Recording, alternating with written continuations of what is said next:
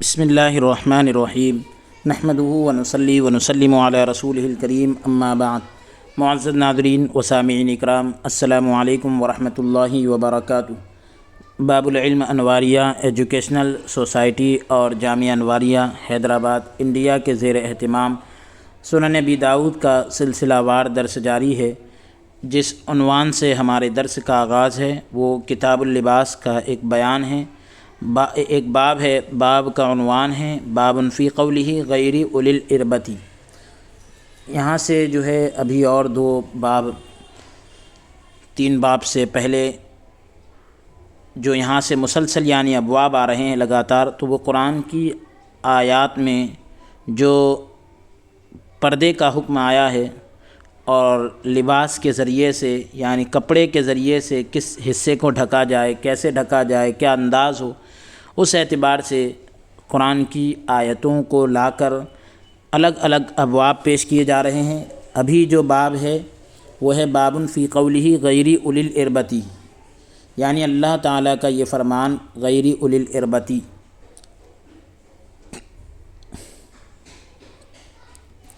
تو قرآن کریم کے اندر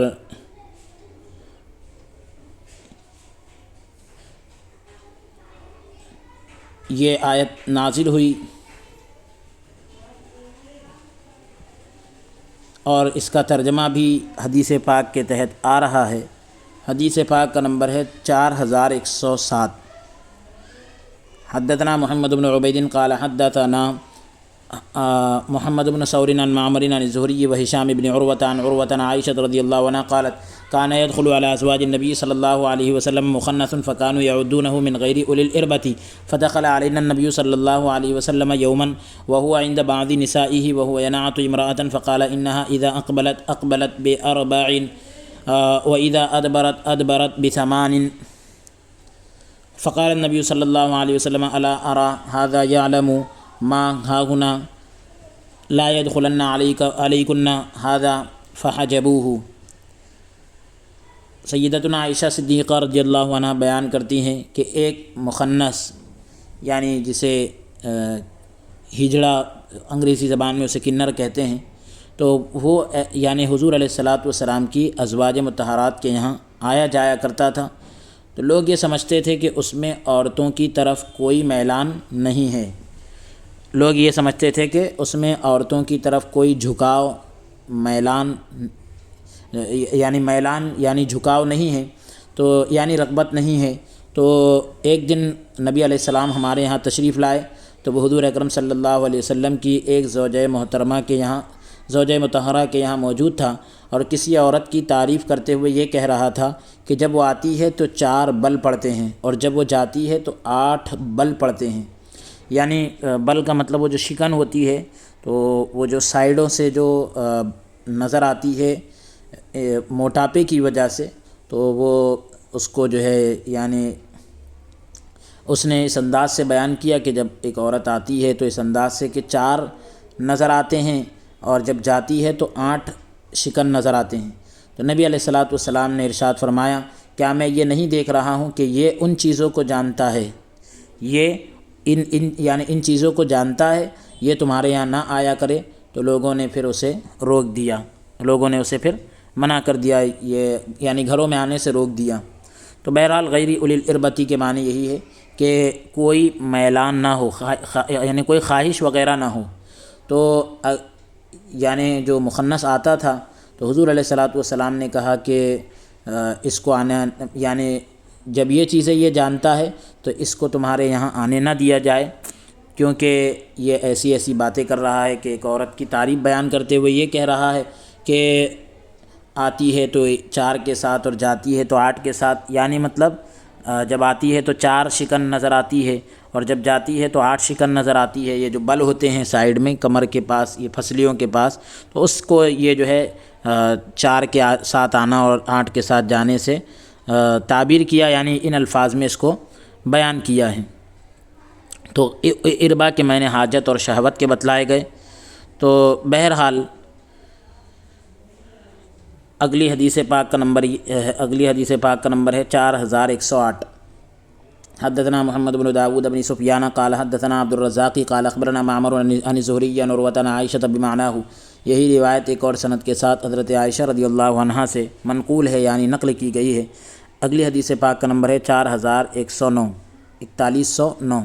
حدثنا احمد بن صالح قال حدثنا ابن وهب قال اخبرني يونس عن ابن شهاب عن عروة عن عائشة رضي الله عنها بهذا الحديث زاد واخرجه فكان بالبيداء يدخل كل جمعة يستطعم. حضرت سیدتنا عائشہ صدیقہ رضی اللہ عنہا کے حوالے سے یہی روایت ایک اور سند کے ساتھ نقل کی گئی ہے. ساتھ ہی اس میں یہ الفاظ ہے کہ اسے باہر نکال دیا گیا. وہ بیدا میں رہتا تھا، ہر جمعہ کے دن شہر میں آتا تھا اور کھانے کی چیز مانگتا تھا. جو ابھی اوپر روایت گزری ہے جسے آنے سے روک دیا گیا، تو بتلایا گیا کہ وہ اس کو باہر نکالا گیا اور وہ بیدا نام کی جگہ پر رہتا تھا اور ہر جمعہ کے دن آیا جایا کرتا تھا اور لوگوں سے کھانے کی چیز مانگتا تھا. اگلی حدیث پاک کا نمبر ہے 4109 4110. اگلی حدیث پاک کا نمبر 4110 یعنی 4110. حدثنا محمود بن خالد قال حدثنا عمر عن الاوزاعی في هذه القصة فقيل يا رسول الله انه اذا يموت من الجوع فأذن له ان يدخل في كل جمعة مرتين فيسأل ثم يرجع.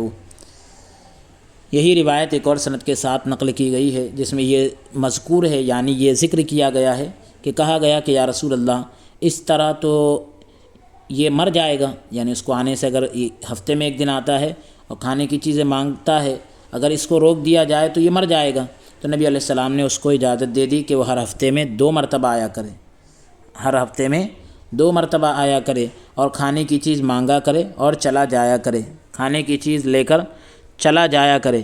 یعنی کوئی فضول باتیں نہ کرے، بیکار کی فالتو باتیں نہ کرے، آئے اور جائے اور کھانے کی چیز لے کر جو ہے چلا جائے تو اس میں کوئی حرج نہیں ہے. اگلا باب ہے باب فی قولہ عز وجل وقل للمؤمنات یغضضن من ابصارہن. اللہ تعالیٰ کا یہ فرمان کہ تم مومن عورتوں سے یہ کہہ دو کہ وہ اپنی نگاہیں جھکا کر رکھیں. ابھی اوپر جس شخص کو روکنے کا بیان چل رہا تھا وہ ایسا شخص تھا جو مخنث یعنی ہجڑا تھا اور وہ جو ہے عورتوں کے پاس آ کر اس طرح کی باتیں کرتا تھا اور کھانے کی چیزیں مانگا کرتا تھا. تو نبی علیہ السلام نے پہلے تو اس کو آنے سے ہی روک دیا، لیکن جب کہا گیا کہ وہ بھوکا مر جائے گا تو حضور علیہ السلام نے کہا کہ ٹھیک ہے آئے اور کھانے کی چیز مانگے، کوئی حرج نہیں ہے. ہفتے میں 1 مرتبہ نہیں 2 مرتبہ آ جائے، لیکن جو ہے مانگ کر پھر وہ جو ہے چلا جائے، کسی کے گھر میں اس طرح سے داخل نہ ہو. بہرحال اگلا باب ہے باب فی قولی عز وجل وقل للمؤمنات یغضضن من ابصارہن، کہ اللہ تعالیٰ کا فرمان کہ تم مومن عورتوں سے یہ کہہ دو کہ وہ اپنی نگاہیں جھکا کر رکھیں. مومن عورتوں سے آپ یہ فرما دیجئے کہ وہ اپنی نگاہیں جھکا کر رکھیں، اپنی نگاہیں نیچے رکھیں. حدیث پاک کا نمبر ہے 4111. حدثنا احمد بن محمد المروزی قال حدثنا علی بن الحسین بن واقد عن ابیہ عن یزید النحوی عن اکرمۃ عن ابن عباس وقل للمؤمنات یغضضن من ابصارہن الآیہ فنسخ واستثنى من ذلك والقواعد من النساء اللاتي لا يرجون نکاحا الآیہ. حضرت عبداللہ بن عباس رضی اللہ عنہما بیان کرتے ہیں کہ نبی علیہ الصلوۃ کہ اللہ تبارک و تعالیٰ کا ارشاد ہے وقل للمؤمنات یغضضن من ابصارہن، کہ تم مومن عورتوں سے فرما دو کہ وہ اپنی نگاہیں جھکا کر رکھیں. آپ مومن عورتوں سے فرما دیجئے کہ وہ اپنی نگاہوں کو پست یعنی نیچے رکھے، جھکا کر رکھے.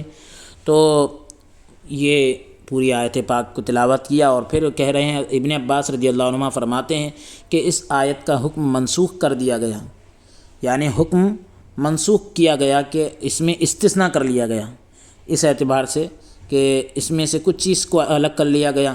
ارشاد باری تعالیٰ ہے کہ خواتین میں سے بیٹھی رہنے والی وہ عورتوں میں سے وہ عورتیں یعنی وہ جو بیٹھی ہوئی ہے یعنی بوڑھی عورتیں جو نکاح کی خواہش نہ رکھتی ہو. والقواعد من النساء اللاتي لا يرجون نکاحا فليس عليهن جناح ان يضعن ثيابهن.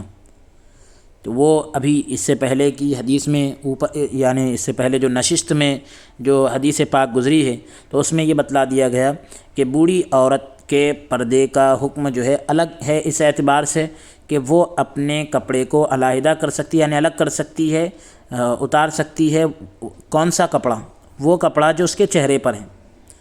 وَلَيْسَ عَلَيْهِنَّ جُنَاحٌ أَن يَضَعْنَ ثِيَابَهُنَّ، اپنے چہروں پر جو کپڑا ڈالتی ہے اس کو اگر الگ کر دے تو کوئی حرج نہیں ہے۔ غیر متبرجات بزینہ، شرط یہ ہے کہ اپنی زینت کو ظاہر نہ کرے، یعنی اس کی نیت یہ نہ ہو کہ زینت کی چیزوں کو ظاہر کرے۔ بہرحال اگر وہ بھی اگر پردہ کرتی ہے تو اس کے لیے بہت بہتر ہی ہے کہ وہ بھی پردے کا اہتمام کرے۔ تو حضرت عبداللہ ابن عباس رضی اللہ عنہما کہہ رہے ہیں کہ قرآن کریم میں جو کہا گیا کہ مومن عورتوں سے کہو کہ وہ اپنی نگاہیں جھکا کر رکھے، یعنی پردے کا حکم دیا گیا، تو اس آیت کا حکم جو ہے یعنی کچھ حصہ جو ہے منسوخ ہوا اس اعتبار سے کہ اس میں سے ان عورتوں کو الگ کر لیا گیا جو بوڑھی عورتیں ہیں، اور قرآن میں کہا گیا والقواعد من النساء اللاتی لا یرجون نکاحا، کہ جو بوڑھی عورتیں ہیں نکاح کی خواہش نہ رکھتی ہو، تو ان کا حکم آپ کو بتلا دیا گیا کہ وہ یعنی اپنے چہرے پر جو کپڑا ڈالتی ہیں تو اگر اس کو ہٹا بھی لے تو کوئی حرج نہیں ہے، لیکن اس کے لیے کچھ شرطیں ہیں جو بیان کر دی گئی اس سے پہلے کی نشست میں تفصیل کے ساتھ۔ اگلی حدیث پاک کا نمبر ہے 4112، 4112 حدیث پاک کا نمبر ہے۔ حدثنا محمد بن العلاء قال حدثنا ابن المبارک عن یونس عن الزہری قال حدثني نبہان مولى ام سلمة عن ام سلمة قالت كنت عند رسول اللہ صلی اللہ علیہ وسلم وعنده میمونة فأقبل ابن ام مکتوم وذلك بعد ان امرنا بالحجاب فقال النبي صلى الله عليه وسلم احتجبا منه فقلنا يا رسول الله أليس أعمى لا يبصرنا ولا يعرفنا فقال النبي صلى الله عليه وسلم أفعمياوان أنتما ألستما تبصرانه؟ قال أبو داود هذا لأزواج النبي صلى الله عليه وسلم خاصة ألا ترى إلى اعتداد فاطمة بنت قيس عند ابن مكتوم عند ابن مكتوم قد قال النبي صلى الله عليه وسلم لفاطمة بنت قيس اعتدي عند ابن مكتوم فإنه رجل أعمى تضعين ثيابك عنده۔ سیدہ ام سلمہ رضی اللہ عنہ بیان کرتی ہیں کہ میں نبی اکرم صلی اللہ علیہ وسلم کے پاس موجود تھی تو سیدہ میمونہ رضی اللہ عنہا بھی آپ کے پاس موجود تھیں۔ اسی دوران حضرت ابن ام مکتوم رضی اللہ عنہ آئے۔ یہ پردے کا حکم نازل ہونے کے بعد کی بات ہے، پردے کا حکم نازل ہونے کے بعد کا واقعہ ہے۔ تو نبی علیہ السلام نے ارشاد فرمایا کہ تم ان سے پردہ کرو۔ ہم نے عرض کی کہ یا رسول اللہ کیا یہ نابینا نہیں ہے؟ یعنی حضرت عبداللہ ابن ام مکتوم رضی اللہ عنہ تشریف لائے اور پردے کا حکم نازل ہونے کے بعد کی بات ہے۔ تو جب وہ آئے تو حضور علیہ السلام نے کہا کہ ان سے پردہ کرو، تو ہم نے کہا کہ یا رسول اللہ کیا یہ نابینا نہیں ہے؟ یعنی یہ تو دیکھ نہیں سکتے، تو حضور یعنی یہ ہمیں دیکھ نہیں سکتے اور ہمیں نہیں پہچان سکتے۔ تو نبی علیہ السلام نے ارشاد فرمایا، نبی علیہ السلام نے پوچھا کیا تم دونوں بھی نابینا ہو؟ کیا تم دونوں ان کو نہیں دیکھ رہی ہو؟ یعنی تم تو آنکھ والی ہو، یہ یعنی نابینا ہے، نہیں دیکھ پا رہے ہیں، لیکن تم تو دیکھ رہے ہو۔ امام ابو داؤد رحمۃ اللہ تعالیٰ علیہ فرماتے ہیں کہ یہ حکم جو ہے نبی علیہ السلام کی ازواج مطہرات کے لیے خاص تھا۔ یہ حکم جو ہے نبی علیہ السلام کی ازواج مطہرات کے لیے خاص تھا۔ کیا آپ نے غور نہیں کیا کہ سیدہ فاطمہ بنت قیس رضی اللہ عنہا نے حضرت ابن ام مکتوم رضی اللہ عنہ کے یہاں عدت گزاری تھی، اور نبی علیہ السلام نے فاطمہ بنت قیس رضی اللہ عنہا سے کہا تھا کہ یہ فرمایا تھا کہ تم ابن ام مکتوم کے یہاں عدت گزارو کیونکہ وہ نابینا شخص ہے، اور اس کے یہاں تم اپنے سر سے چادر وغیرہ اتار سکتی ہو، یعنی تمہیں عدت گزارنے میں کوئی دقت محسوس نہیں ہوگی۔ تو بہرحال یہ حکم جو ہے حضرت امام ابو داؤد رحمۃ اللہ تعالیٰ علیہ فرماتے ہیں کہ یہ ابن ام مکتوم رضی اللہ عنہ سے جو پردہ کرنے کی بات ہے یہ ازواج مطہرات کے لیے خاص ہے، یہ جو ہے ازواج مطہرات کے لیے خاص ہے۔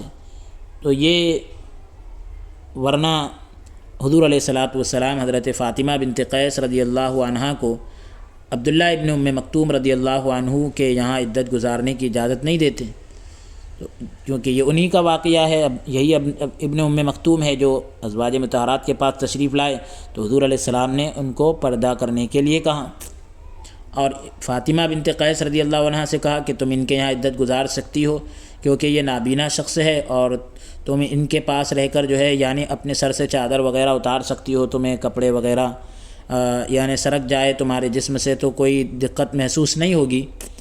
اگلی حدیث پاک کا نمبر ہے 4113۔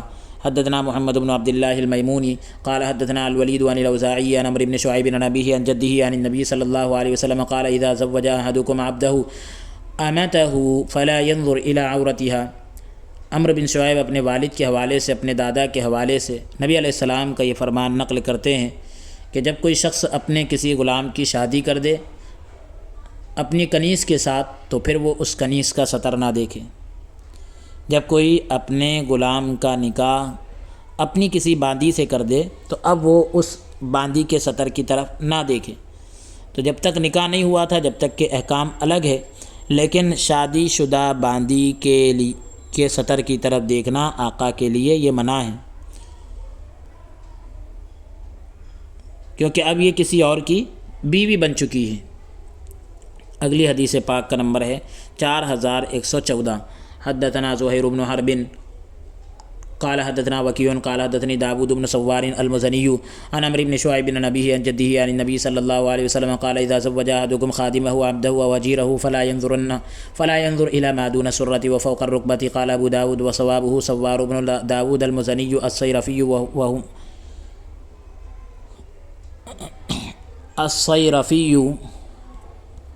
قال ابو داود وصوابه سوار بن داود المزني الصيرفي وهم فيه وكيع۔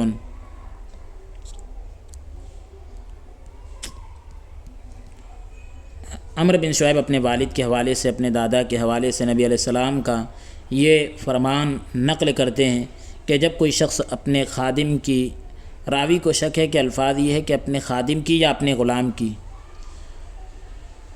یا پھر الفاظ یہ ہے کہ اپنے ملازم کی، اپنے خادم کی یا اپنے غلام کی یا اپنے ملازم کی شادی کر دے، یعنی کسی کنیز کے ساتھ شادی کر دے، تو پھر وہ اس کی یعنی ناف سے نیچے اور گھٹنے کے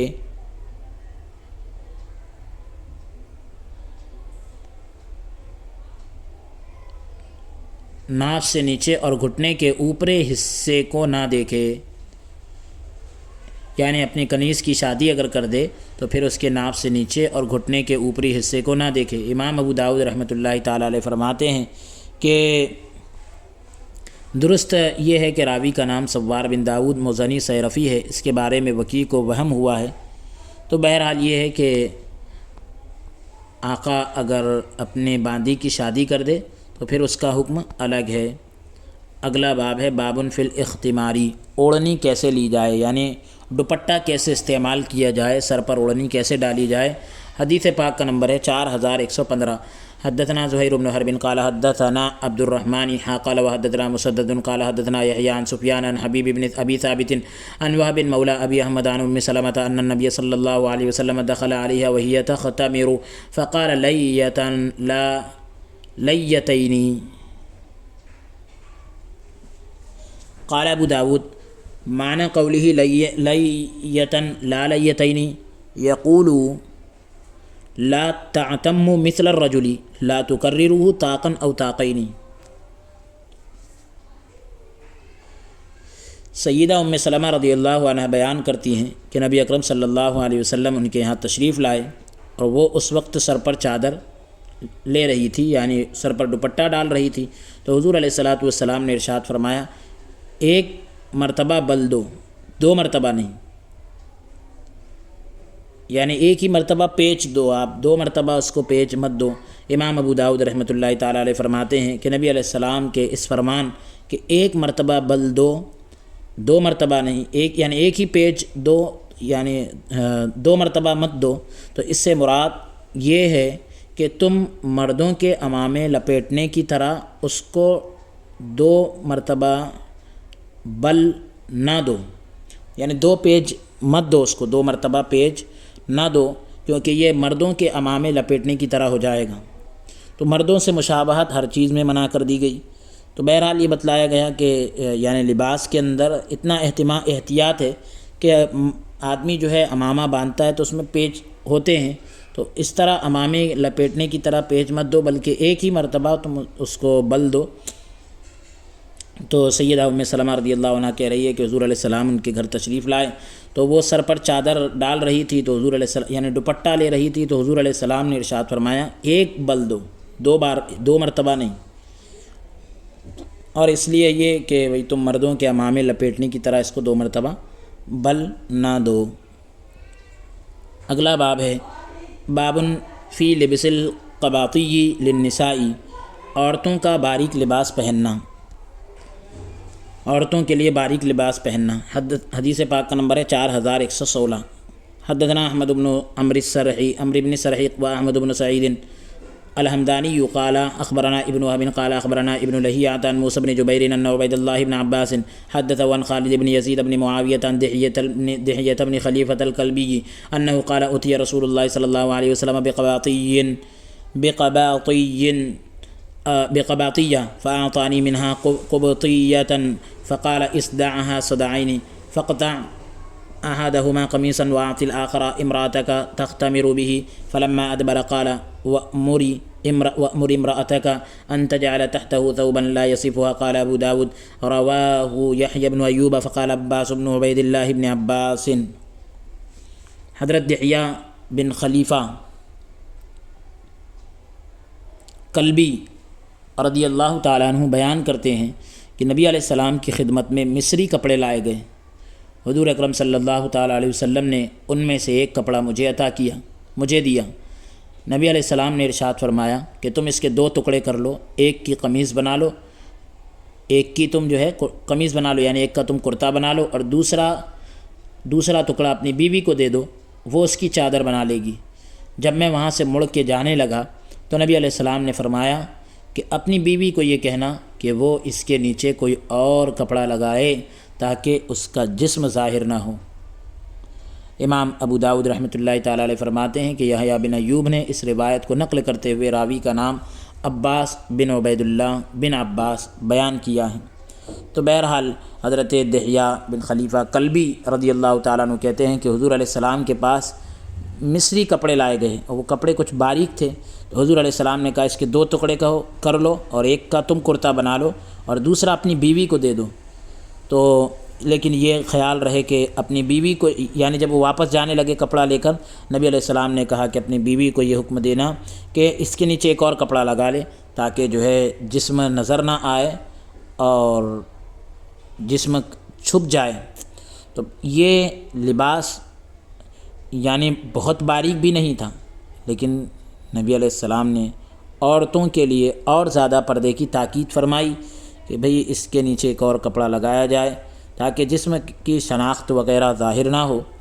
تو اس سے یہ پتہ چلتا ہے کہ عورت کے لیے پردہ کتنا ضروری ہے کہ نبی علیہ الصلوۃ والسلام جو کپڑا دے رہے ہیں ایک شخص کو، کہہ رہے ہیں 2 ٹکڑے کر لو، تم تو ایسے ہی پہن لو، لیکن عورت کو کہنا، اپنی بیوی کو کہنا کہ ایک کپڑا اور اس کے اندر لگا لینا۔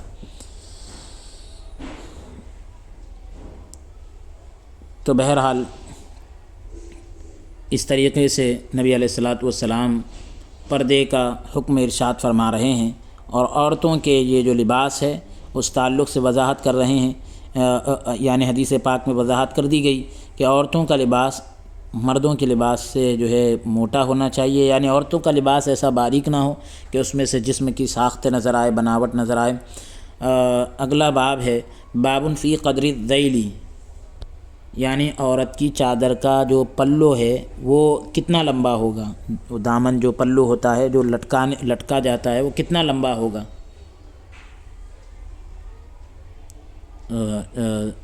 یعنی عورت کی چادر کا دامن نہیں بلکہ وہ جو کپڑا لٹکاتی ہے تو وہ پلو جو ہے وہ کتنا لمبا ہوگا اوپر جو کپڑا ڈالتی ہے۔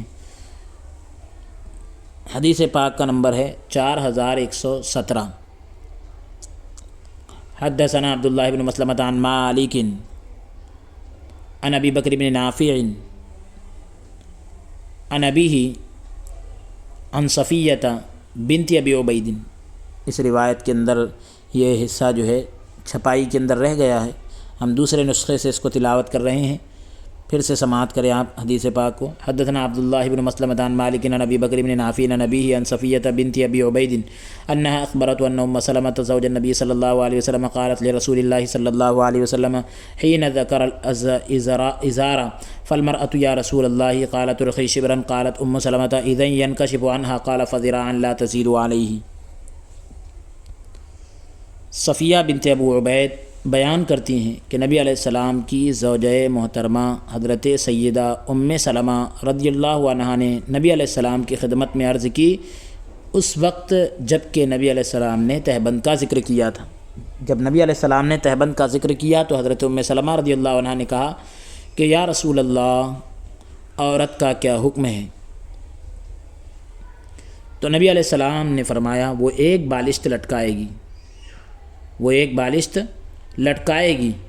تو سیدہ ام سلمہ رضی اللہ عنہا نے عرض کی اس صورت میں تو اس سے پردہ ہٹ جائے گا، یعنی اس کے پیروں سے پردہ ہٹ جائے گا۔ تو نبی علیہ الصلاۃ والسلام نے فرمایا پھر وہ ایک ہاتھ کے برابر لٹکائے گی لیکن اس سے زیادہ نہیں لٹکائے گی، ایک ہاتھ کے برابر لٹکائے گی لیکن اس سے زیادہ نہیں لٹکائے گی۔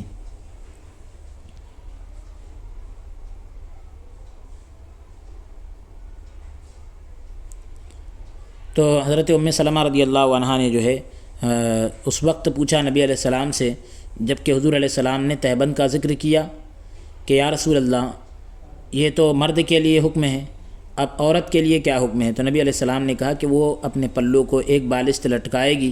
تو انہوں نے کہا حضرت ام سلمہ رضی اللہ عنہا نے کہ اس صورت میں عورت کے پیروں سے جو ہے پردہ ہٹے گا۔ تو نبی علیہ السلام نے فرمایا پھر وہ ایک ہاتھ کے برابر لٹکا لے گی لیکن اس سے زیادہ نہیں لٹکائے گی۔ اگلی حدیث پاک کا نمبر ہے 4118۔ حدثنا ابراہیم بن موسیٰ قال اخبرنا عیسیٰ عن عبید اللہ عن نافع عن سلیمان بن یسار عن ام سلمۃ عن النبی صلی اللہ علیہ وسلم بهذا الحدیث قال ابو داود رواہ ابن اسحاق و ایوب بن موسیٰ عن نافع عن صفیۃ۔ اس روایت کا کچھ حصہ بھی اس نسخے میں چھپائی میں رہ گیا تھا، ہم نے اس کو بھی دوسرے نسخے سے تلاوت کیا۔ ترجمہ یہ ہے کہ یہی روایت ایک اور سند کے ساتھ حضرت ام سلمہ رضی اللہ عنہ کے حوالے سے نبی علیہ السلام سے نقل کی گئی ہے۔ امام ابو داؤد رحمۃ اللہ تعالیٰ علیہ فرماتے ہیں کہ ابن اسحاق اور ایوب بن موسیٰ نے یہ روایت نافع کے حوالے سے سیدہ صفیہ رضی اللہ عنہا سے نقل کی ہے۔ اگلی حدیث پاک کا نمبر ہے 4119۔ حدثنا ابو مسدد قال حدثنا یحییٰ بن سعید عن سفیان قال اخبرنی زید العمی عن ابی الصدیق الناجی عن ابی الصدیق الناجی عن ابن عمر قال رخص رسول اللہ صلی اللہ علیہ وسلم لأمہات المؤمنین فی الذیل شبرا ثم استزدنہ فزادہن شبرا فکن یرسلن الینا فنذرع لہن ذراعا۔ حضرت عبداللہ بن عمر رضی اللہ عنہما بیان کرتے ہیں کہ نبی علیہ السلام نے امہات المومنین کو یعنی ازواج مطہرات کو اپنی پاک باز بیویوں کو اس بات کی اجازت دی تھی کہ وہ چادروں کے پلو جو ہے ایک بالشت لمبے رکھے۔ تو ان عورتوں نے مزید یعنی اور زیادہ کے اجازت دینے کی درخواست کی تو نبی علیہ الصلاۃ والسلام نے انہیں اور ایک بالش کی اجازت دے دی۔ تو وہ عورتیں جو ہے وہ کپڑے جو ہے ہماری طرف بھجواتی تھی تو ہم ان کے ایک بالشت لمبے دامن ایک ہاتھ لمبے جو ہے دامن رکھتے تھے۔ فنذرع لہن ذراعا۔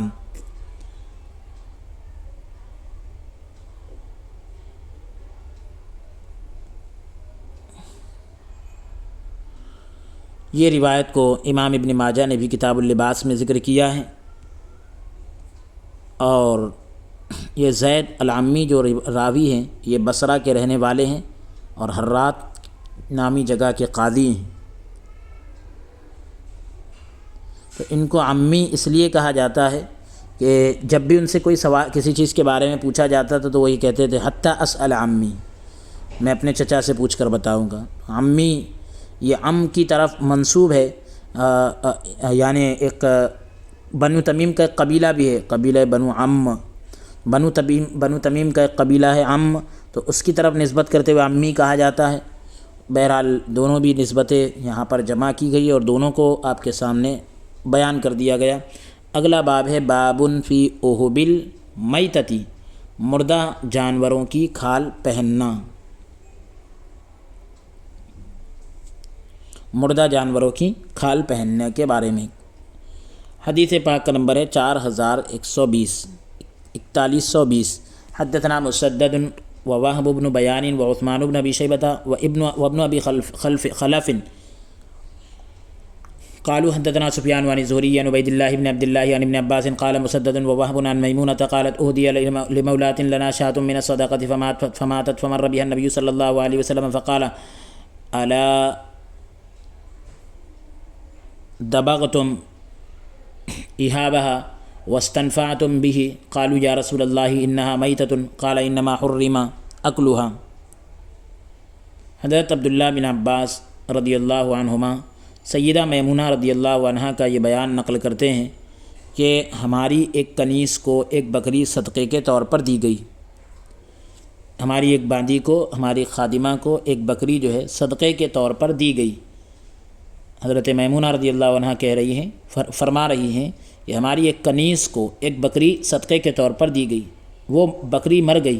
حضور علیہ السلام کا گزر اس بکری کے پاس سے ہوا، یعنی نبی علیہ السلام وہاں سے گزرے تو حضور علیہ السلام نے فرمایا کہ تم لوگوں نے اس کی کھال کو دباغت کیوں نہیں دی، اس کی کھال کی دباغت کا معاملہ کیوں نہیں کیا، یعنی اس کو پاک کیوں نہیں کیا۔ لوگوں نے عرض کی کہ یا رسول اللہ یہ مردار ہے۔ حضور علیہ السلام نے فرمایا کہ اسے کھانا حرام قرار دیا گیا ہے، یعنی اس کا کھانا حرام ہوا ہے، اس کا چمڑا حرام نہیں ہوا ہے، تو چمڑے کا استعمال کرنا جائز ہے۔ اس روایت سے یہ پتہ چلتا ہے کہ حضرت میمونہ رضی اللہ عنہ فرما رہی ہے کہ ہماری ایک کنیز کو ایک بکری صدقے کے طور پر دی گئی، تو وہ بکری مر گئی، تو نبی علیہ السلام جب وہاں سے گزرے تو حضور علیہ السلام نے فرمایا کہ تم نے اس کی کھال کی دباغت کیوں نہیں دی، اس کی کھال کو دباغت کیوں نہیں دی؟ تو انہوں نے کہا کہ یا رسول اللہ یہ مردار ہے۔ حضور علیہ السلام نے فرمایا کہ اس کا کھانا جو ہے حرام کیا گیا ہے، اس کا گوشت جو ہے کھانا حرام ہے، اس کے چمڑے کے بارے میں حرام ہونے کا ذکر نہیں ہے۔ اب اس میں بھی جو ہے یہ بتلایا گیا کہ یہ حدیث تو مختلف کتابوں میں ذکر کی گئی، امام بخاری رحمۃ اللہ تعالیٰ علیہ نے بھی ذکر کیا، امام ابن ماجہ رحمۃ اللہ تعالیٰ علیہ نے بھی اس کو ذکر کیا۔ تو بہرحال احاب کہتے ہیں یعنی چمڑے کو، کھال کو، اور اس کی جمع احب آتی ہے۔ تو کچھ لوگوں کا یہ کہنا ہے، ایک جماعت نے یہ کہا کہ غیر معقول اللحم جانور کا چمڑا، یعنی غیر معقول اللحم یعنی جو جانور نہیں کھایا جاتا اس کے چمڑے کو جو ہے احاب نہیں کہا جاتا،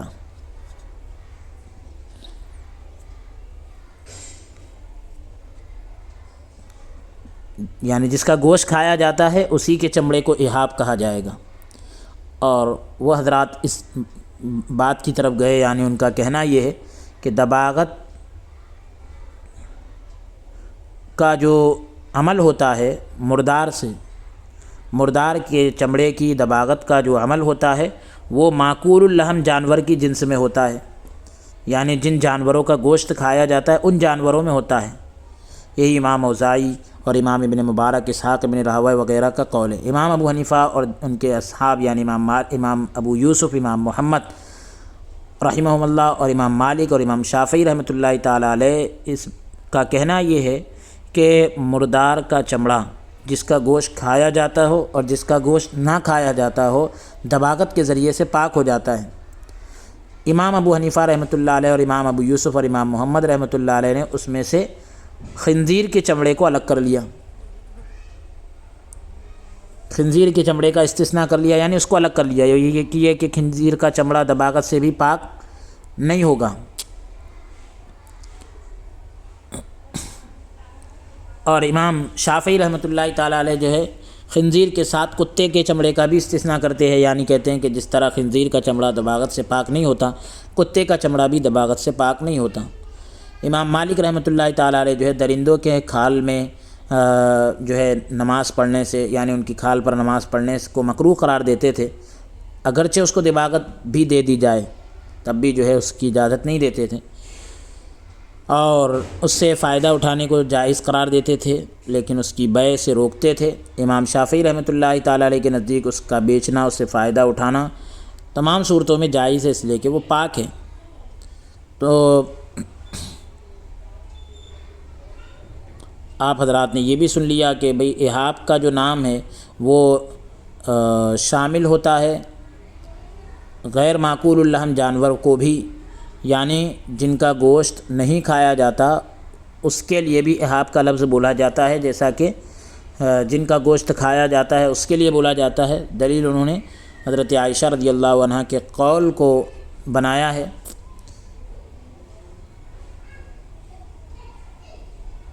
حضرت عائشہ رضی اللہ تعالیٰ عنہ کا جو قول ہے اس قول سے دلیل پیش کی ہے کہ اس میں جو ہے اہب کا لفظ غیر معقول اللحم کے لیے بھی بیان کیا گیا ہے، تو احاب کی جمع اہب آتی ہے۔ تو بہرحال آپ حضرات نے اس کی مختصر سی وضاحت کو سن لیا۔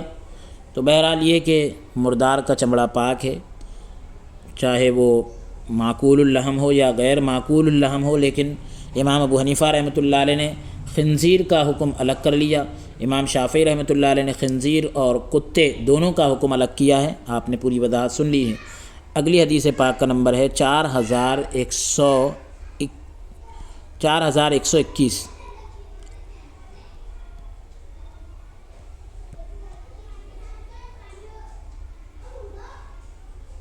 یہاں پر روایت میں 4122 اس کو لکھ دیا گیا ہے، غلطی ہو گئی ہے کتابت میں، چھپائی میں، کیونکہ آپ جو ہے نیچے اور اس کے ایک 4022 دیکھ رہے ہیں۔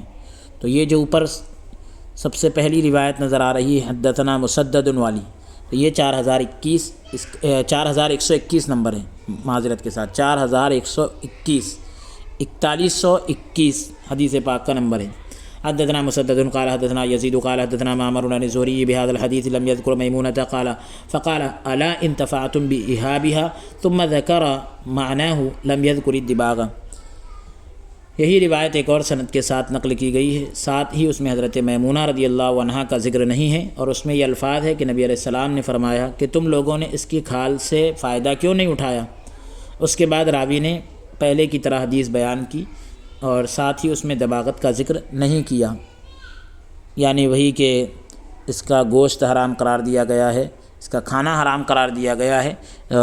باقی پوری روایت ویسی ہی ہے، اس میں اوپر جو ہے پہلے جو روایت تھی اس میں یہ ذکر تھا کہ تم نے اس کے چمڑے کو دباغت کیوں نہیں دی، لیکن یہاں پر 4121 نمبر کی جو حدیث ہے اس میں کہا گیا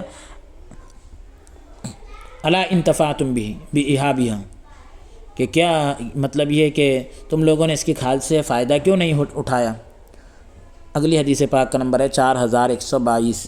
حدثنا محمد بن یحییٰ بن فارس حدثنا محمد بن یحییٰ بن فارس قال حدثنا عبد الرزاق قال قال معمر وكان الزهري ينكر الدباغ ويقول يستمتع به على كل حال۔ قال ابو داود لم يذكر الاوزاعي ويونس وعقيل في حديث الزهري الدباغ وذكره الزبيدي وسعيد بن عبد العزيز وحفص بن الوليد ذكروا الدباغ۔ معمر بیان کرتے ہیں کہ زہری جو ہے دباغت کا انکار کرتے ہیں، اور وہ یہ فرماتے ہیں کہ ہر حال میں اس سے فائدہ اٹھایا جا سکتا ہے۔ امام زہری رحمۃ اللہ تعالیٰ علیہ جو ہے دباغت کا انکار کرتے تھے اور کہتے تھے ہر حال میں اس سے فائدہ اٹھایا جا سکتا ہے۔ معمر کے یعنی امام ابو داؤد رحمۃ اللہ تعالیٰ علیہ کہتے ہیں کہ امام اوزاعی اور امام حضرت یونس اور حضرت عقیل نے زہری کی روایت میں دباغت کا ذکر نہیں کیا، زبیدی نے اس بات کا ذکر کیا ہے، اور سعید بن عبد العزیز اور حفص بن ولید نے بھی دباغت کا ذکر کیا ہے۔ اگلی حدیث پاک کا نمبر ہے 4123۔ حدثنا محمد بن كثير قال أخبرنا سفيان عن زيد بن أسلم عن عبد الرحمن بن وعلة عن ابن عباس قال سمعت رسول الله صلى الله عليه وسلم يقول إذا دبغ الإهاب فقد طهر. حضرت عبداللہ ابن عباس رضی اللہ عنہما بیان کرتے ہیں کہ نبی اکرم صلی اللہ علیہ وسلم نے ارشاد حضرت عبداللہ ابن عباس رضی اللہ عنہما کہتے ہیں کہ میں نے حضور علیہ السلام کو یہ ارشاد فرماتے ہوئے سنا کہ جب چمڑے کی دباغت کر لی جائے، یعنی چمڑے کو دباغت دے دی جائے تو وہ پاک ہو جاتا ہے. جب چمڑے کو دباغت دے دی جائے تو وہ پاک ہو جاتا ہے. اس کی ساری وضاحت ہم کر چکے ہیں. اس روایت کو امام مسلم رحمۃ اللہ تعالیٰ علیہ نے بھی جو ہے ذکر کیا ہے. اگلی حدیث پاک کا نمبر ہے 4124. حدثنا عبداللہ بن مسلمۃ عن مالک عن یزید بن عبداللہ بن قصید عن محمد بن عبد الرحمن بن ثوبان عن امہ عن عائشہ رضی اللہ عنہا زوج النبی صلی اللہ علیہ وسلم ان رسول اللہ صلی اللہ علیہ وسلم امر ان یستمتع بجلود المیتۃ اذا دبغت. نبی اکرم صلی اللہ علیہ وسلم کی زوجہ محترمہ حضرت سیدتنا عائشہ صدیقہ رضی اللہ تعالیٰ عنہ بیان کرتی ہیں کہ حضور علیہ السلام نے یہ حکم دیا ہے کہ مردار کی کھال سے فائدہ اٹھایا جا سکتا ہے دباغت دینے کے بعد، یعنی مردار کی کھال سے فائدہ حاصل کیا جائے. نبی علیہ السلام نے یہ حکم دیا کہ مردار کی کھال سے فائدہ اٹھایا جائے جب اسے دباغت دے دی جائے، تو دباغت دینے کے بعد اس سے فائدہ حاصل کیا جائے. یہ نبی علیہ السلام کا حکم ہے. اگلی حدیث پاک کا نمبر ہے 4125. حدثنا حفص بن عمر وموسى بن اسماعیل قال حدثنا حمام عن قتادة عن الحسن عن جون بن قتادة عن سلمة بن المحبق ان رسول اللہ صلی اللہ علیہ وسلم فی غزوة تبوک اتى على بیت فاذا قربة معلقة فسأل الماء فقالوا یا رسول اللہ انہا میتۃ فقال دباغها طہورها. حضرت سلمہ بن محبق رضی اللہ تعالیٰ عنہ بیان کرتے ہیں کہ غزوہ تبوک کے موقع پر نبی اکرم صلی اللہ علیہ وسلم میرے گھر تشریف لائے. حضور علیہ السلام نے وہاں ایک مشکیزہ لٹکا ہوا دیکھا. حضور علیہ السلام نے پانی طلب کیا، یعنی پانی مانگا. تو لوگوں نے کہا کہ یا رسول اللہ یہ مشکیزہ مردار سے بنا ہوا ہے، یعنی مردار کے چمڑے سے بنا ہوا ہے. حضور علیہ السلام نے فرمایا کہ اس کی دباغت اسے پاک کرنے کا ذریعہ ہے. اس کی دباغت جو ہے اسے پاک کرنے کا ذریعہ ہے. تو یہ اس کی دباغت اسے پاک کرنے کا ذریعہ ہے. تو اس سے یہ پتہ چل رہا ہے کہ وہ لوگوں نے غلط کہا جو یہ کہتے ہیں کہ مردار کا چمڑا جب اسے پانی لگ جائے دباغت کے بعد تو وہ نجس ہو جاتا ہے. تو ان کا قول جو ہے اس سے باطل ہو جاتا ہے، غلط ہو جاتا ہے، کیونکہ یہاں تو اسی میں پانی ہی بھرا ہوا ہے اور نبی علیہ السلام نے اس کو پیا ہے اور فرمایا کہ اس کی دباغت اس کی پاکی کا ذریعہ ہے. اور اسی طرح سے جب اس کو بچھا کر اس پر نماز بھی پڑھی جا سکتی ہے اور دیگر ساری باتیں اس میں آ جاتی ہے. تو بہرحال حضور علیہ السلام نے غزوہ تبوک کے موقع پر جو ہے پانی مانگا، کیونکہ ایک مشکیزہ وہاں لٹک رہا تھا. تو لوگوں نے کہا کہ یا رسول اللہ یہ مردار کے چمڑے کا ہے. تو حضور علیہ السلام نے فرمایا کہ اس کو دباغت دینا ہی اس کی پاکی ہے، یعنی اس کو پاک کرنے کا ذریعہ ہے. اگلی حدیث پاک کا نمبر ہے 4126. حدثنا احمد بن صالح قال حدثنا ابن وهب قال اخبرني عمرو يعني بن الحارث عن كثير بن فرقد عن عبد الله بن مالك بن حذافة حدثه عن امه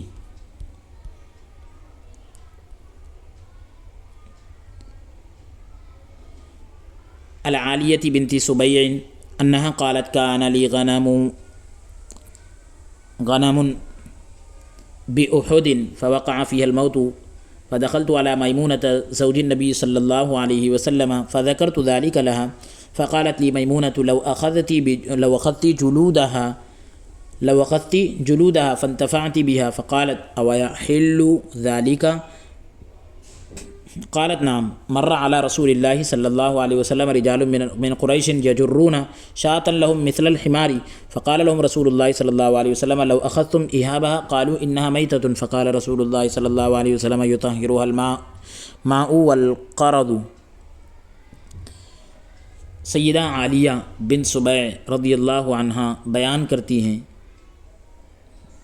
عالیہ بنت سبیع رضی اللہ عنہا بیان کرتی ہیں کہ احد میں میری کچھ بکریاں تھیں، اب ان میں موت واقع ہو گئی، یعنی وہ مرنا شروع ہو گئی، تو میں نبی علیہ السلام کی زوجہ مطہرہ حضرت سیدہ میمونہ رضی اللہ عنہا کی خدمت میں آئی اور ان کے سامنے اس صورتحال کا تذکرہ کیا، یعنی یہ بات پیش کی۔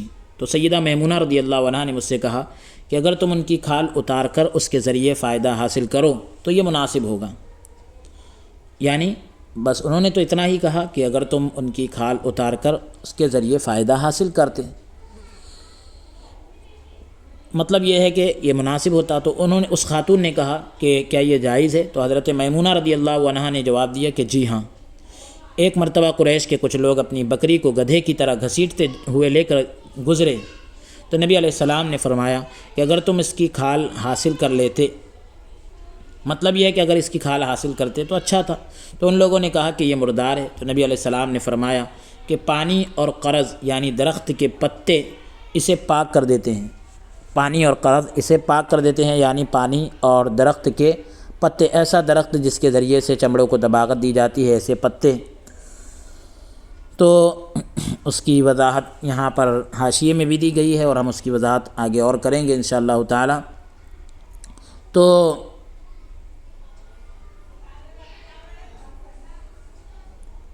یہ کہ پانی کے ذریعے سے بھی اس کو پاک کیا جا سکتا ہے اور پتے کے ذریعے سے اس کو پاک کیا جا سکتا ہے، تو یعنی پانی کے علاوہ بھی پاک کرنے والی اور دوسری چیزیں ہیں۔ تو بہرحال اس میں یہ بتلایا گیا کہ ایک خاتون حضرت میمونہ رضی اللہ عنہا کے پاس آئی، یہ کہہ رہی ہے کہ احد میں میری کچھ بکریاں مرنے لگی، تو میں حضرت میمونہ رضی اللہ عنہا کے پاس آ کر اس بات کو بیان کی، تو حضرت میمونہ رضی اللہ عنہا نے کہا کہ اگر تم اس کے چمڑے کو لے کر فائدہ اٹھاتی تو یہ بہتر تھا۔ تو اس نے کہا کہ کیا یہ جائز ہے؟ تو حضرت میمونہ رضی اللہ عنہا نے کہا کہ ہاں بالکل جائز ہے، کیونکہ حضور علیہ السلام قریش کے کچھ لوگوں کے پاس سے گزرے جو بکری کو گدھے کی طرح کھینچتے ہوئے لے جا رہے تھے، تو حضور علیہ السلام نے کہا کہ اگر تم اس کے چمڑے کو لے لیتے تو یہ یعنی بہتر تھا، تو انہوں نے کہا کہ یہ تو مردار ہے۔ تو حضور علیہ السلام نے کہا کہ اس چمڑے کو جو ہے پانی اور درخت کے پتے جو ہے پاک کر دیتے ہیں۔ تو دباغت کس کو کہتے ہیں؟ اور وہ چیز جو بدبو اور یعنی بدبو کو، فساد کو، یعنی اس کی خرابی کو ختم کر دے، اسے دباغت کہتے ہیں۔ اب مردار کی کھال بھی جو ہے دباغت سے پاک ہو جاتی ہے۔ اس کے تعلق سے آپ نے بہت سی روایات ابھی سنی ہیں کہ حضرت میمونہ رضی اللہ عنہا کی باندی کو کسی نے ایک بکری صدقے میں دی، وہ مر گئی، تو حضور علیہ السلام نے اس کو جب پڑا ہوا دیکھا تو کہا کہ اس کی کھال کیوں نہ اتار لی، تو تم جو ہے اس کو کام میں لے آتے دباغت دے کر۔ تو لوگوں نے کہا یا رسول اللہ وہ مردار تھی، تو حضور علیہ السلام نے فرمایا کہ اس کا کھانا حرام ہے۔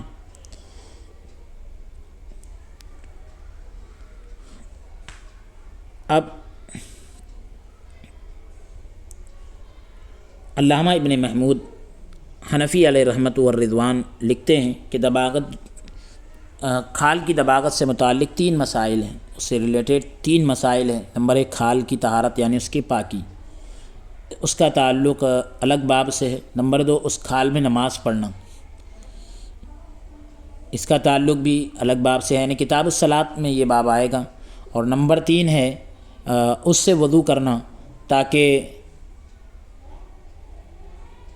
قربت حاصل ہو۔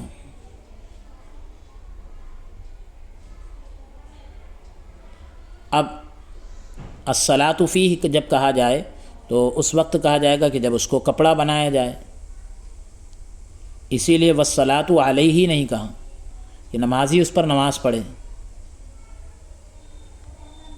اگرچہ دونوں کا حکم ایک ہے، کیونکہ کپڑے کا بیان نمازی پر زیادہ مشتمل ہے، یعنی زیادہ شامل ہے، کیونکہ اللہ تعالیٰ کا فرمان ہے وَثِيَابَكَ فَطَهِّرْ، اور جگہ کی طہارت اس کے ساتھ دلالت کے طور پر ملی ہوئی ہے۔ اور آخری دونوں کا حکم اس میں بیان کیا گیا ہے، اور پہلی صورت اس لیے تاکہ امام مالک علیہ رحمۃ والرضوان کے قول سے بچا جائے، کیونکہ وہ فرماتے ہیں کہ کھال کا ظاہر تو پاک ہو جاتا ہے لیکن اس کا باطن پاک نہیں ہوتا، لہذا کھال پر نماز پڑھنا ان کے نزدیک جائز ہے لیکن اس کے اندر نماز پڑھنا جائز نہیں ہے۔ اسی طرح استثناء یعنی الگ کرنے میں خنزیر کو آدمی پر مقدم کیا ہے، کیونکہ یہ محل نجاست ہے، یہ نجاست کا مقام ہے، اور نجاست کے موقع کے اعتبار سے خنزیر جو ہے نجس العین ہے، لہذا وہ قابل توہین ہے، اور آدمی کو اس لیے بعد میں ذکر کیا ہے کیونکہ وہ افضل ہے، اور یہاں پر جو ہے نجاست کا ذکر ہو رہا ہے تو اس لیے پہلے خنزیر کا ذکر کیا ہے۔ یعنی آدمی کے چمڑے کو بھی دباغت سے پاک نہیں کیا جائے گا، کیونکہ اس کے احترام کی بنیاد پر۔ انسان اور مردار کی ہڈیوں کے پاک ہونے کے بارے میں امام شافعی اور امام ابو حنیفہ رحمۃ اللہ تعالیٰ علیہ کا جو اختلاف ہے وہ دلائل کے ساتھ آپ اس کو بھی سن لیں کہ علامہ ابن محمود حنفی رحمۃ اللہ تعالیٰ علیہ لکھتے ہیں کہ حضرت امام شافعی رحمۃ اللہ علیہ کے نزدیک مردار کی ہڈیاں اور اس کے بال نجس ہے یعنی ناپاک ہے۔ ان کی دلیل یہ ہے کہ یہ دونوں مردار کے جز ہے، اس کے حصے ہیں، لہذا مردار کی طرح ناپاک ہے۔ احناف کے نزدیک یہ پاک ہیں، مردار کی ہڈیاں اور بال پاک ہیں۔ احناف کی دلیل یہ ہے کہ ہر وہ عضو یعنی ہر وہ پارٹس جس میں حیات یعنی زندگی حلول کرنے والی نہ ہو، اترنے والی نہ ہو، اس کا حکم جو مرنے سے پہلے ہوگا وہی حکم اس کا جو حکم مرنے سے پہلے ہوگا مرنے کے بعد بھی وہی حکم ہوگا، کیونکہ جس طرح مرنے سے پہلے اس میں زندگی نہیں آتی، اسی طرح یعنی زندگی کے بعد کے جو لمحات ہیں اس میں بھی جو ہے موت واقع نہیں ہوتی، موت حلول نہیں کرتی یعنی نہیں اترتی۔ امام شافعی رحمۃ اللہ تعالیٰ علیہ کے نزدیک انسان کی ہڈیاں اور بال ناپاک ہے، اس لیے ان سے فائدہ حاصل کرنا، ان کی بیع کرنا جائز نہیں، جبکہ حناف کے یہاں ہڈیوں کی اور بال کی بیع یعنی ہڈیاں اور بال پاک ہے، کیونکہ نبی علیہ الصلاۃ والسلام نے حجامت کروائی اور اپنے بال یعنی اپنے زلف مبارک جو ہے صحابہ کرام رضوان اللہ تعالیٰ علیہ اجمعین میں تقسیم کیے، یہی ان کے پاک ہونے کی دلیل ہے۔ امام شافعی رحمۃ اللہ علیہ اس کو بیع پر قیاس کرتے ہیں، بھائی جس چیز کو بیچنا درست نہیں لہذا وہ ناپاک ہوئی، حالانکہ ان کا یہ اندازہ کرنا یہ قیاس درست نہیں، کیونکہ بہت سی چیزوں کو بیچنا منع ہے لیکن پھر بھی وہ پاک ہے۔ دباغت سے چمڑے کے پاک ہونے میں ائمہ کرام کے مختلف مذاہب ہے، یعنی الگ الگ مذہب ہے۔ حضرت عبداللہ ابن عباس رضی اللہ عنہما فرماتے ہیں کہ میں نے حضور علیہ الصلاۃ والسلام کو یہ فرماتے ہوئے سنا کہ جب چمڑے کو دباغت دے دی جائے تو پاک ہو جاتا ہے۔ چمڑے کو ناپاکی وغیرہ سے پاک کرنے کو دباغت کہتے ہیں۔ چمڑے کو کئی طرح سے دباغت دی جاتی ہے، یعنی پاک کیا جاتا ہے، یا تو چمڑے کو یعنی کسی چیز میں ڈال کر پکایا جاتا ہے یا دھوپ میں رکھ کر اسے سکھا لیا جاتا ہے۔ اگر چمڑا بغیر دھوپ کے سکھایا جائے تو اس کو دباغت نہیں کہے گے۔ بہرحال دباغت کے ذریعے چمڑا چاروں ائمہ کے نزدیک پاک کیا جا سکتا ہے۔ فرق صرف اتنا ہے کہ امام ابو حنیفہ رحمۃ اللہ علیہ کے نزدیک تو سور اور آدمی کے چمڑے کے علاوہ ہر طرح کا چمڑا دباغت سے پاک ہو جاتا ہے، لیکن امام شافعی رحمۃ اللہ علیہ کے نزدیک کتے کا چمڑا بھی پاک نہیں ہوتا، حالانکہ حدیث سے یہی معلوم ہوتا ہے کہ ہر طرح کا چمڑا دباغت سے پاک ہو جاتا ہے۔ البتہ آدمی اور سور کا چمڑا جو ہے اس کا حکم الگ ہے، کیونکہ آدمی کا چمڑا تو انسان کی عظمت اور بزرگی کی وجہ سے پاک نہیں ہوگا، اور سور کا اس لیے کہ وہ نجس عین ہے یعنی بالکل ناپاک ہے، تو اس لیے جو ہے اس کو کتنی بھی دباغت دے دی جائے وہ پاک نہیں ہوتا۔ اگلا باب ہے باب من روا اللہ ینتفع بإیہاب المیتۃ، جس نے یہ روایت کیا ہے کہ مردہ جانوروں کی کھال سے نفع حاصل نہیں کیا جا سکتا، یعنی فائدہ اٹھایا نہیں جا سکتا۔ حدیث پاک کا نمبر ہے 4127۔ حدثنا حفص بن عمر قال حدثنا شعبۃ عن الحکم عن عبد الرحمن بن ابی لیلى عن عبد الله بن उकैमिन क़ाल क़ुरिया अलैना किताब रसूलिल्लाहि सल्लल्लाहु अलैहि वसल्लम बिअर्दि जुहैनता व अना ग़ुलामुन शाब्बुन अल्ला तस्तमतिउ मिनल मैतति बिइहाबिन वला असबिन। हज़रत अब्दुल्लाह बिन उकैम बयान करते हैं कि जुहैना की सरज़मीन पर हमारे सामने नबी अलैहिस्सलाम का यह ख़त पढ़कर सुनाया गया। उस वक्त मैं नौजवान था। यह ख़त पढ़कर सुनाया गया कि हुज़ूर अलैहिस्सलाम ने फरमाया कि तुम मुर्दार के चमड़े या उसके पट्ठों के ज़रिए कोई फ़ायदा हासिल ना करो। मुर्दार के चमड़े और उसके पट्ठों के ज़रिए से भी कोई फ़ायदा हासिल ना करो। तो यहाँ पर जो है उससे फ़ायदा उठाने की बात ज़िक्र की जा रही है। तो इमाम अहमद बिन हम्बल रहमतुल्लाहि ताला अलैह जो है इस बारे में हदीस पाक के ज़ाहिर की तरफ गए और वो कहते हैं कि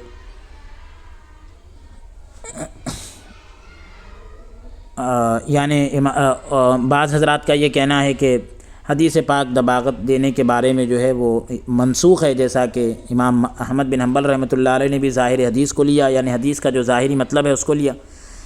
इसलिए कि बाद रिवायात में है कि हज़रत अब्दुल्लाह बिन उकैम ने यह कहा कि हमारे पास हुज़ूर का ख़त आया और उसमें ये बतलाया गया कि ये जो है हमारे पास रसूलुल्लाह सल्लल्लाहु अलैहि वसल्लम का ख़त हुज़ूर की वफ़ात से 1 महीना पहले आया और उसमें यह था कि मुर्दार के चमड़े से और उसके पट्ठों से फ़ायदा उठाया ना जाए, तो लिहाजा हराम करार देना ये आखिरी अमल है, ये आखिरी हुक्म है। लेकिन बाज़ दीगर अकाबिरीन ने कहा और उलमाए इकराम की एक बड़ी जमात ने कहा कि उस दबागत जो है जायज़ है और उससे जो है उसका चमड़ा पाक हो जाता है।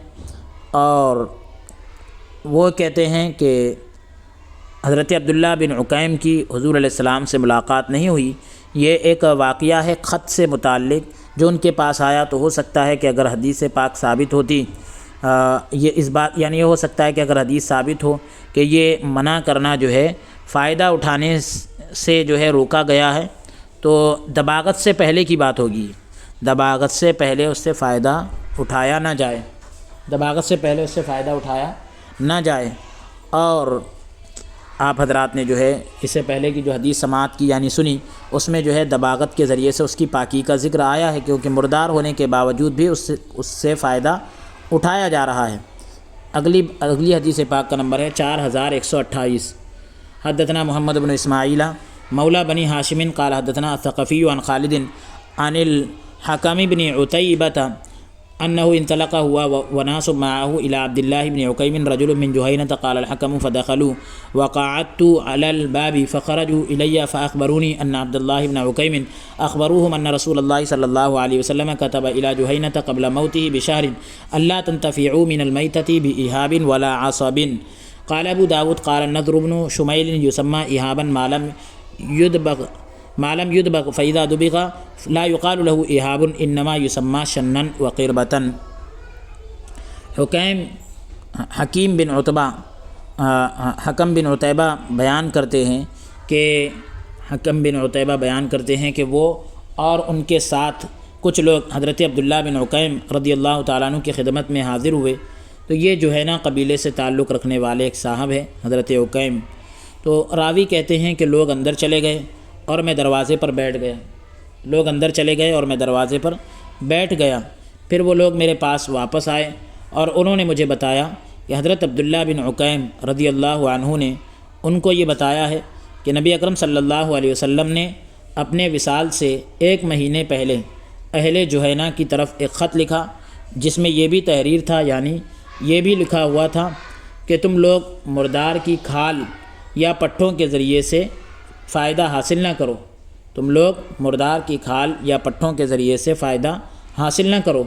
इमाम अबू दाऊद रहमतुल्लाहि ताला अलैह फरमाते हैं कि इहाब उस चमड़े को कहा जाता है जिसकी दबागत ना की गई हो, यानी जिसे दबागत ना दी गई हो। जब उसकी दबागत दी जाए तो उसे इहाब नहीं कहा जाता, बल्कि उसे शन या क़िरबा कहा जाता है, शन या क़िरबा कहा जाता है। तो इहाब उस चमड़े को कहा जाता है जिसकी दबागत ना दी जाए। लेकिन आपने सुन लिया इससे पहले कि इहाब की वजाहत और इहाब किसके लिए बोला जाता है, किसके लिए नहीं बोला जाता। बहरहाल इससे ये पता चलता है कि हर वो चमड़ा जिसे दबागत दे दी जाए वो पाक हो जाता है। اب یہ جو روایت کے اندر ہے کہ مردار کے چمڑے سے فائدہ نہ اٹھاؤ، تو جیسا کہ جہیم یعنی قبیلہ جہینہ کے ایک شخص بیان کر رہے ہیں، تو ان کی اس روایت کا جو مطلب ہے اور اس کی یعنی اس روایت کا جواب ہم یہ دیتے ہیں کہ جس میں یہ منع کیا گیا کہ اس کے مردار کے چمڑے سے فائدہ نہ اٹھاؤ، نہ اس کی ہڈی سے، پٹھے کی جو ہوتی ہے تو اس سے فائدہ نہ اٹھاؤ، تو اس کا مطلب یہ ہے کہ دباغت سے پہلے اس کے چمڑے سے فائدہ نہ اٹھاؤ، دباغت سے پہلے اس کے چمڑے سے فائدہ نہ اٹھاؤ۔ بہرحال آج کے سلسلہ درس کو ہم یہیں پر موقوف کرتے ہیں۔ رب تبارک و تعالیٰ کی بارگاہ میں دعا کرتے ہیں کہ پروردگار عالم ہمیں قول سے زیادہ عمل کرنے کی توفیق عطا فرمائے۔ ابھی ہم نے جو کہا کہ دباغت کے بعد ہر چمڑا پاک ہو جاتا ہے، اس میں فقہاء کرام کا اختلاف ہے۔ امام ابو حنیفہ رحمۃ اللہ علیہ نے کہا سور یعنی خنزیر اور آدمی کے چمڑے کے علاوہ ہر چمڑا پاک ہو جاتا ہے، اور امام شافعی رحمۃ اللہ علیہ کہتے ہیں کہ کتے کے چمڑے کے اور خنزیر کے اور آدمی کے چمڑے کے علاوہ ہر چمڑا دباغت سے پاک ہو جاتا ہے۔ تو بہرحال رب تبارک و تعالی ہمیں احادیث کریمہ کی برکت عطا فرمائے۔ دوران درس اگر کوئی لغزش یا کوتاہی ہوئی ہو تو رب تبارک و تعالی اپنے فضل سے معاف عطا فرمائے۔ استغفر اللہ ربی من کل ذنب واتوب الیہ، وصلی اللہ تعالی وسلم علی خیر خلقہ سیدنا محمد وعلی آلہ وصحبہ اجمعین، والحمد للہ رب العالمین۔